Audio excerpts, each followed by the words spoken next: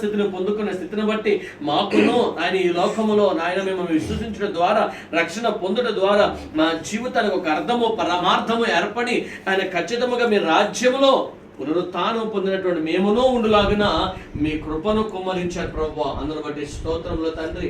ఆయన అందరికి ఇచ్చినటువంటి స్థితిని మాకు ఇవ్వలేదు తండ్రి. ఆయన పునరుత్థానంలో ఎప్పటికీ నాశనము కానటువంటి ఎప్పటికీ పాడవనటువంటి ఆయన మీ జీవమును మాకు దయచేసి స్థిరపరిచిన ప్రేమకు వందనాలు యేసయ్యా.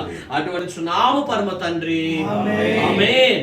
మేము చేయలేనివన్నీ నీవే చేసి పెట్టినావు, మేము చేయలేనివన్నీ నీవే చేసి పెట్టినావు. రక్షకానా వందనాలు, శ్రీ రక్షకానా వందనాలు.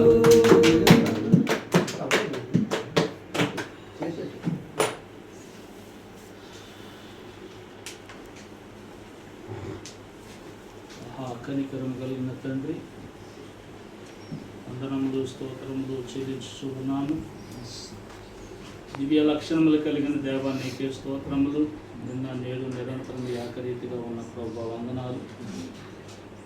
ఉదయ కాలం నుంచి ఇప్పుడు వరకు కూడా నీ సన్నిధానంలో ఉండటాన్ని బట్టి ప్రభువా కీర్తనల ద్వారా నిన్ను మహిమపరిచిన వారమే ఉన్నాము. వాక్య పఠనము ద్వారా నిన్ను మహిమపరిచి ఉన్నాము ప్రభువా. ఇదిగో నా తండ్రి, మరి వాక్య వివరణ ద్వారాగా నేను మహిమపరిచి ఉన్నాము. నాకంటే ముందుగా 6 ప్రార్థనలు మీ దాసులు యాజకులు చేసిన వారై ఉన్నారు. 6 ప్రార్థనలు 6 రాతి బాణాలకు సూచనగా ఉన్నవి. మీకు స్తోత్రములు. ఖాళీ అయినటువంటి రాతి బాణాలు నీటితో నింపండి అని చెప్పి ప్రభు వాటిని ద్రాక్షారసంగా మీరు మార్చారు. బాణాల్లో జరిగినటువంటి ఈ సూచక క్రియ ఒక గొప్ప నాయన మరి నా తండ్రి, మరి గొప్పదిగా నా తండ్రి తలంచుచూ ఉన్నాం.